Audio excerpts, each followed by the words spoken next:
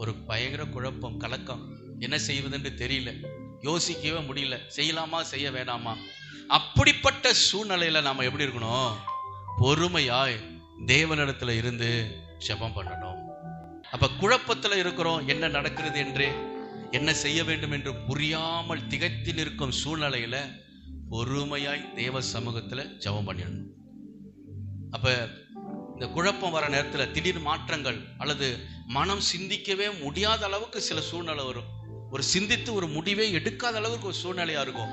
அந்த நேரத்துல என்ன பண்ணணும்? அவசரப்படாம பொறுமையாய் ஆண்டவரை நோக்கி நம்ம ஜெபிக்கணும். நம்மளுடைய சுய பலத்துல சார்ந்து எதையும் செஞ்சிடக்கூடாது. அல்லேலூயா.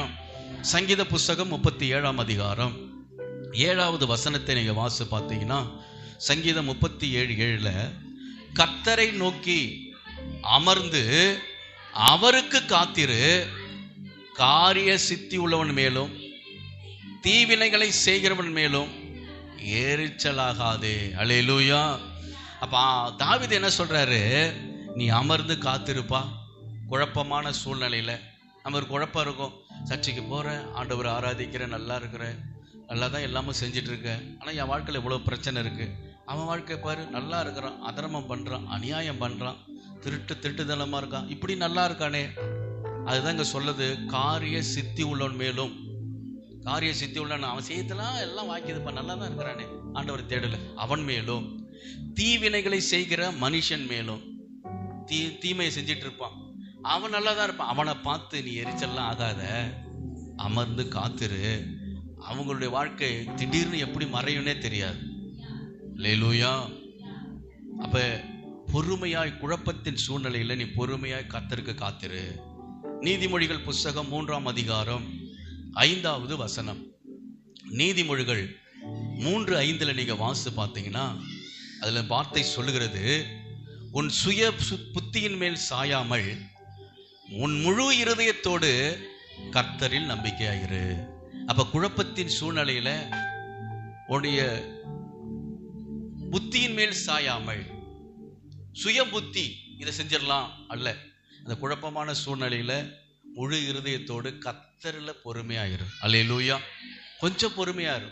ரொம்ப நாள் பொறுமையாருன்னு சொல்ல, கொஞ்ச நாள். இன்னைக்கு ஒரு குழப்பத்தில் இருக்கியா, அந்த ஒரு நாள் கொஞ்சம் பொறுமையாரு, அடுத்த நாள் அதற்கான வாசலை கர்த்தரே திறப்பார். அல்லேலூயா.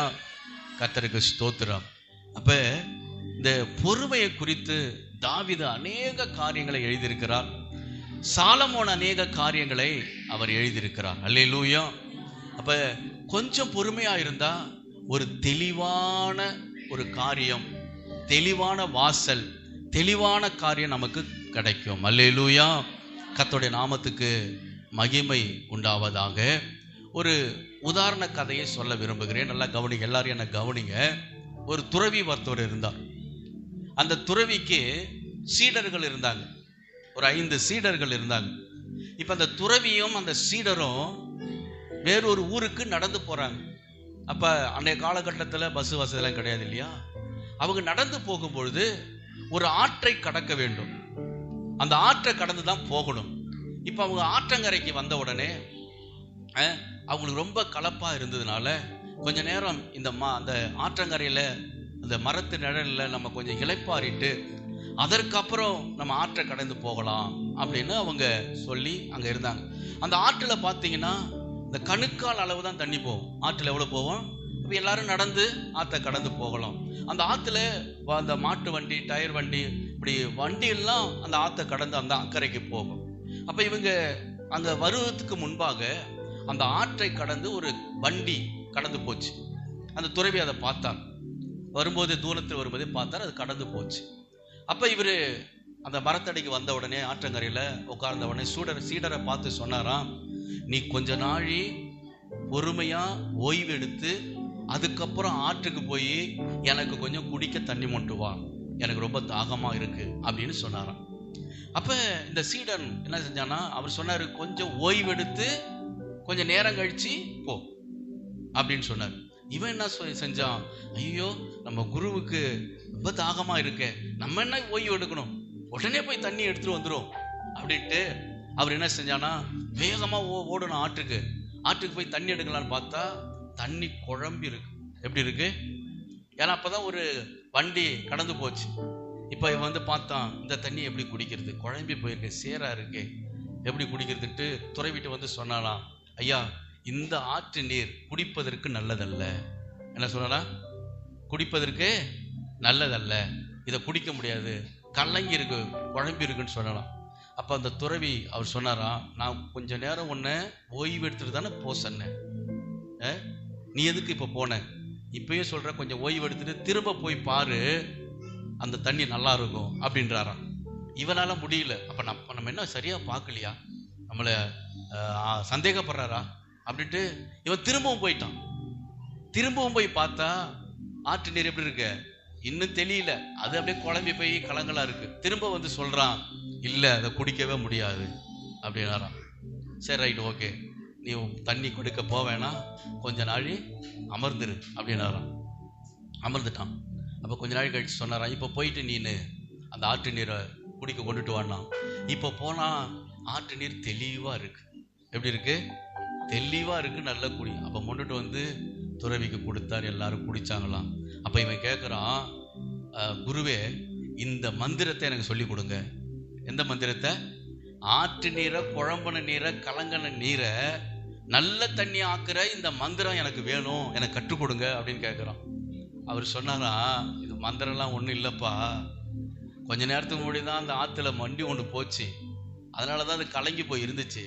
நான் உன்கிட்ட சொன்னேன், கொஞ்சம் பொறுமையாக கொஞ்சம் ஓய்வு எடுத்துகிட்டு போய் அப்புறம் கொண்டுட்டு வர சொன்னேன், நீ கேட்காம உடனே போயிட்டு வந்துட்ட. மந்திரம்லாம் ஒன்றும் இல்லை, நீ பொறுமையாக இருந்ததுனாலே நல்ல தண்ணி எப்பயே கிடச்சிருக்கும் நமக்கு அப்படின்னு சொன்னாராம். அல்லேலூயா, அல்லேலூயா. அந்த கதையிலிருந்து என்ன உங்களுக்கு தெரிந்து கொண்டீங்க? பொறுமை இருந்தா தெளிவு உண்டாகும். அல்லேலூயா. சில நேரத்தில் மனசுல சில பிரச்சனைகள், போராட்டங்கள் வரும்போது பல மனசுல போராட்டங்கள் இருக்கும். நீ மனசை சரி பண்ணணும் அவசியமே கிடையாது. கொஞ்ச நேரம் பொறுமையா இருந்தா நம்முடைய மனது தானாவே தெளிவு அடைஞ்சிடும். கர்த்தர் அப்படிதான் நம்மளை வைத்திருக்கிறார்.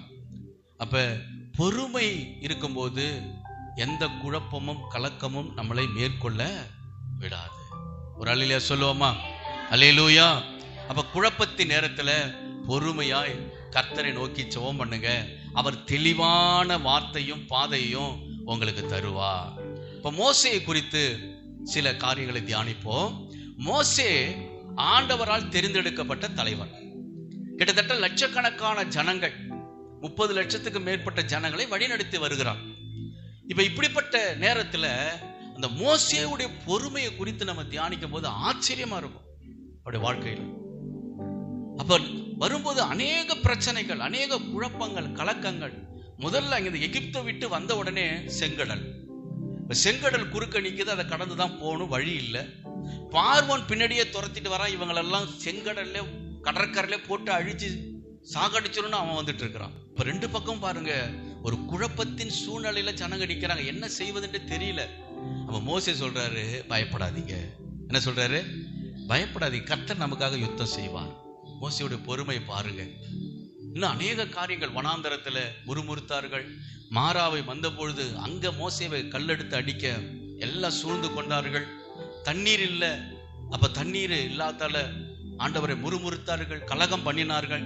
இது எல்லாவற்றிலும் மோசே பொறுமையாய் இருந்தார். அதனாலதான் அவர்களை வழி நடத்த முடிந்தது. அல்லேலூயா. கிறிஸ்துவ வாழ்க்கை, ஆவிக்குரிய வாழ்க்கையில பொறுமை இல்லைன்னா நம்ம ஆவிக்குரிய வாழ்க்கையை கட்டவே முடியாது. கர்த்தருக்காக செயல்படவும் முடியாது, கர்த்தர் நம்மளை பயன்படுத்தவும் முடியாது.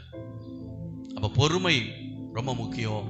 நீ நல்ல தலைவனாய், ஆண்டவருக்காக நீ எழும்பி பிரகாசிக்கிற ஒரு தலைவியாய் நல்ல ஊழியம் செய்ய விரும்புறியா? பொறுமையா இருக்கணும், பொறுமையை கையாளணும். அப்பதான் உன்னை அநேக அற்புதங்களாலே கர்த்தர் நிரப்புவார். மோசே பொறுமையா இருந்ததுனால பல அற்புதங்கள் மோசே மூலமாய் செய்தது. அல்லேலூயா. கர்த்தருடைய நாமத்துக்கு மகிமை உண்டாவதாக. இன்னொரு காரியத்தை நம்ம வாசிப்போம். 2 நாளாகமம் புஸ்தகம் 14ஆம் அதிகாரம் 11வது வசனம் எடுத்துக்கொள்ளுங்க. 2 நாளாகமம் 14:11. கர்த்தாவே, பல உள்ளவனாகிலும் பலனற்றவனாகிலும் உதவி செய்கிறது உமக்கு லேசான காரியம். ஒரு ராஜா ஜெபம் பண்றான். இஸ்ரவேல் தேசத்துல ஆசா என்கிற ஒரு ராஜா, தேவனுடைய ஜனங்களை ஆளுகை செய்து கொண்டிருக்கிற அந்த ராஜா கர்த்தரை நோக்கி ஜெபம் பண்றான். இப்ப எல்லாம் என்ன கவனிங்க, பலம் இருந்தாலும் சரி, பலம் இல்லாட்டியும் போனாலும் சரி, உதவி செய்கிறது உனக்கு லேசான காரியம் ஆண்டவரே அப்படின்னு சொல்றான். இது எந்த சூழ்நிலையில இந்த ஜெபத்தை அவன் ஏறெடுக்கிறான் என்றால், பயங்கர ஒரு குழப்பத்தின் சூழ்நிலை, ஒரு கலக்கம், என்ன செய்வதென்று தெரியாத ஒரு சூழ்நிலையில இந்த ராஜா அப்படி ஜெபம் பண்ணுகிறான். அப்படி என்ன ஒரு குழப்பத்தின் சூழ்நிலை என்றால், இஸ்ரவேலை ஆண்டு கொண்டிருக்கிற அந்த ராசா ஆண்டு கொண்டிருந்தான். அப்ப எத்தியோப்பியா தேசத்தின் ராஜா இந்த இஸ்ரவேல் மேல படையெடுத்து வருகிறான். என்ன செய்யறான்? படையெடுத்து வருகிறான். எத்தனை பேர் தெரியுமா? 10 லட்சம் பேர் வீரர்களோடு வரான். எத்தனை லட்சம் வீரர்கள்? 10 லட்சம் வீரர்கள். அப்ப ஆசா சொல்றான், அவன்கிட்ட 5,80,000 பேர் இருக்கிறாங்க வீரர்கள். அப்ப எதிரிட்ட எத்தனை பேர் இருக்கிறாங்க? 10 லட்சம் இருக்கிறார்கள். ஜெயிப்பது ரொம்ப கஷ்டம். அப்ப இவன் ஜெபம் பண்றான், பயங்கர குழப்பத்தில் இருக்கான். என்ன செய்வது? யுத்தத்துக்கு போலாமா, இல்ல அவர்கிட்ட போய் சரண்டர் ஆயிடலாமா, அடிமைப்பட்டுடலாமா? பல குழப்பத்தின் சூழ்நிலையில ஜனங்கள் குழப்பத்துல இருக்கிறாங்க. 10 லட்சத்து பேர் வர்றாங்கன்னா எருசலேமே, இஸ்ரவேல் தேசமே ஒண்ணு இல்லாத எரிச்சு போட்டுருவானு, சுடுகடை ஆக்கிடுவானுங்க. அப்ப ஒரு குழப்பத்தின் சூழ்நிலை இல்லை. அப்ப இவன் சொல்றான், ஆண்டவரை நோக்கி ஜெபம் பண்றான். அல்லேலூயா. அங்கதான் பொறுமையை வெளிப்படுத்துகிறான். பார்த்துருவோம், நம்ம அதை செஞ்சிடலாம், இதை செஞ்சிடலாம், எதுவுமே செய்யல. நீங்க உதவி செய்யறது லேசான காரியம் ஆண்டவரே. அவன் எவ்வளவு பெரிய ஆளா வந்தாலும் வரட்டும், நீங்க என்னோடு இருந்தா போதும் ஆண்டவரே. அதுதான் பொறுமை. தெய்வ சமூகத்தில் அவன் ஜெபிக்கிறான். கர்த்தர் அந்த 10 லட்சத்து பேரையும் எதிர்த்து போரிட்டு ஜெயிக்க ஆண்டவர் உதவி செய்தார். வெற்றியை தேவன் கொடுத்தார். ஒரு அல்லேலூயா சொல்லுவோமா? அல்லேலூயா. அதனால சில நேரத்துல நம்மளுடைய எதிரான சூழ்நிலை பெருசா இருக்கும், நினைச்சு கூட பார்க்க முடியாது. இந்த சூழ்நிலையை நான் எப்படி மேற்கொள்ள போறேன், இந்த காரியத்தை எப்படி மேற்கொள்ள போறேன், பயங்கர ஒரு குழப்பத்துல இருப்போம். ஆனா தேவ சமூகத்துல நீ பொறுமையாயிரு. அந்த குழப்பத்தெல்லாம் கர்த்தர் தெளிவுபடுத்திடுவார். அந்த கலக்கத்தின் மத்தியில உன்னை ஜெயம் எடுக்க கர்த்தர் வைப்பார். எத்தனை பேர் விசுவாசிக்கிறீங்க? ஒரு அலையில சொல்லுவோமா? அல்லேலூயா. அப்ப குழப்பத்தின் நேரத்தில் பொறுமையா இருப்பது மிக மிக அவசியம். இந்த பொறுமையா இருப்பதுன்னா என்ன தெரியல, கர்த்தரை சார்ந்து இருப்பது தான் பொறுமையா இருப்பது. அல்லேலூயா. ஏதோ குழப்பத்தை சொல்ல அமைதியா இருக்குல்ல, கர்த்தரை சார்ந்து இருக்கணும். கர்த்தர் பார்த்து கொள்வார், ஆண்டவர் செய்வார், ஆண்டவர் அற்புதம் செய்வார், அவர் எனக்கு விடுதலை தருவார், அவர் ஒரு ஜெயத்தை எனக்கு தருவார், அவர் தெளிவான வாசலை எனக்கு தருவார் என்று அவரை சார்ந்திருப்பது தான் பொறுமை. கர்த்தருடைய நாமத்துக்கு ஸ்தோத்திரம். அல்லேலூயா. இன்னொரு உதாரணத்தை சொல்ல விரும்புகிறேன். நமக்கு தெரிந்த வேத பகுதி தான். ரூத்து புஸ்தகத்துல வாசித்து பார்த்தனா, நகோமி, ரூத்து, ஓர்பால் இவங்க எல்லாம் தன் கணவனை இழந்து கைம்பெண்ணா இருக்கிறாங்க. அப்ப அந்த குழப்பம், அந்த குடும்பத்துல எப்படி ஒரு குழப்பம் இருக்கு பாருங்க. இருந்த 3 ஆண்களும் இறந்துட்டாங்க, 3 பெண்களும் விதவையா இருக்கிறாங்க. அப்ப என்ன செய்வது? குடும்பத்தை எப்படி இனி நடத்துவது? இந்த 2 மருமக பிள்ளைகளை என்ன செய்வது? பயங்கர ஒரு குழப்பத்தின் சூழ்நிலை நகோமிக்கு. ஆனா வேதம் சொல்லுகிறது, அவள் இஸ்ரவேல் தேவனை நோக்கி நடந்து வந்தாள். அல்லேலூயா. குழப்பத்தின் மத்தியில நகோமி தேவனை சார்ந்து கொண்டாள். நான் என் தேவனை தேடி போகிறேன். நீங்க வேணா போய் எங்கேயாச்சும் திருமணம் பண்ணிட்டு நல்லா இருக்குன்னு சொல்றான். ஆனா ரூத்து மட்டும் நகோமியை பின்பற்றி வருகிறான். அந்த குழப்பத்தின் சூழ்நிலையில, ஒரு கலக்கத்தின் சூழ்நிலையில, ரூத்து ஒரு பிரபு குடும்பத்தை சேர்ந்தவள், பயங்கர ஐஸ்வர்யம் வாழ்ந்தவள். அவன் நினைச்சா திரும்ப இன்னொரு வாலிபனை திருமணம் கொண்டு கூட சந்தோஷமா இருந்திருக்கலாம். ஆனா அப்படிப்பட்ட ஒரு குழப்பத்துல தவறான முடிவு எடுக்கல, தேவனை சார்ந்து அவள் வந்தாள். அல்லேலூயா. கடைசியில் அந்த ரூத்தோடைய சந்ததியில தான் இயேசு கிறிஸ்து பிறந்தார். எவ்வளவு பெரிய ஆசீர்வாதம் பாருங்க. ஒரு குழப்பத்தின் மத்தியில தெளிவான ஒரு முடிவை எடுத்ததுனால, பொறுமையாய் கர்த்தரை சார்ந்து கொண்டதுனால, புறஜாதியாகிய லூத்தினுடைய சந்ததியில இயேசு கிறிஸ்து பிறந்தார். அப்ப குழப்பத்தின் மத்தியில நீங்க பொறுமையா இருந்தா, ஆண்டவர் அதை மாபெரும் ஆசீர்வாதமாய் மாற்றி நம்மளை ஆசீர்வதிக்கிற அன்புள்ள தேவனாய் இருக்கிறார். அல்லேலூயா. அல்லேலூயா. அப்ப நிறைய இந்த மாசத்துல நம்ம தியானிச்சிருக்கிறோம். தாவீது சொன்னது போல, பொறுமையோடு காத்திருந்த அவர் என்னிடமாய் சாய்ந்து என் கூப்பிடுதலை கேட்டார். அப்ப சில நேரத்தில் நம்ம அவசரப்படக்கூடாது. தெய்வ பிள்ளைகளுக்கு பொறுமை மிக மிக அவசியம். ஏன்னா நம்ம அப்பா ரொம்ப பொறுமை உள்ளவர். ஏசப்பா யாரு? பொறுமை உள்ளவர். அவர் எல்லாவற்றையும் இந்த உலகத்துல பொறுமையை கற்றுக் கொடுத்தார். சீஷர்களிடம் பொறுமையை காட்டினார். சீஷர்கள் எல்லாம் இயேசப்பாவை ரொம்ப கோபப்படுத்தினாங்க, புரிஞ்சுக்காம நடந்தாங்க, இயேசப்பாவுக்கு விரோதமா செயல்பட்டாங்க. பொறுமையாக இருந்தார். அவர்களை நீங்களாம் இனிமே எனக்கு வேணாம், உங்களை வச்சு ஒண்ணுமே செய்ய முடியாது, நான் ஒன்று சொல்றேன் நீ ஒன்று சொல்ற, இனிமே என்கிட்ட வராத அப்படிலாம் சொல்லவே இல்லை. அவர்களோடு பொறுமையா இருந்தது அந்த உலகத்தை கலக்கிறவர்களாய் ஆண்டவர் அவர்களை மாற்றினார். அல்லேலூயா. அப்ப பொறுமை இருந்துச்சுன்னா நம்ம யாரையும் நம்ம உருவாக்க முடியும், அவர்களை பெரியவர்களாய் மாற்ற முடியும். அது மட்டுமல்ல, ஏசப்பாட்ட சில பாவிகள், துன்மார்க்கன், அநியாயக்காரன் வந்து கேள்வி கேட்டான். இந்த உலகத்தில் ஏசப்பா வாழ்ந்த பொழுது அவர்கிட்ட போய் கேள்வி கேட்க என்ன அதிகாரம் இருக்கு? அவர் முறைச்சு பார்த்தா எரிஞ்சு சாம்பல் ஆயிடுவான். அப்படி சர்வ வல்லவர் அவர். அப்படி பாவிகள் இடத்துல இரக்கமா இருந்தார், துன்மார்க்கன் இடத்துல இரக்கமா இருந்தார், பொறுமையா இருந்தார், பொறுமையா பதில் சொன்னார். அல்லேலூயா. ஏசப்பா வேதனை நேரத்துல பொறுமையா இருந்து யாரையும் சபிக்கல, அவர் யாரையும் திட்டல, அவர் சிலுவையில் அவ்வளவு கொடுமைப்படுத்தினாங்க, அவரை மன்னித்தார். அதான் பொறுமை. அப்ப நம்ம அப்பா சுபாவம் நமக்குள்ள இருக்கணும். அல்லேலூயா. அது மட்டுமல்ல, அவர் எதிர்காலத்தின் ரட்சிப்புக்காக பொறுமையாய் காத்திருந்தார்.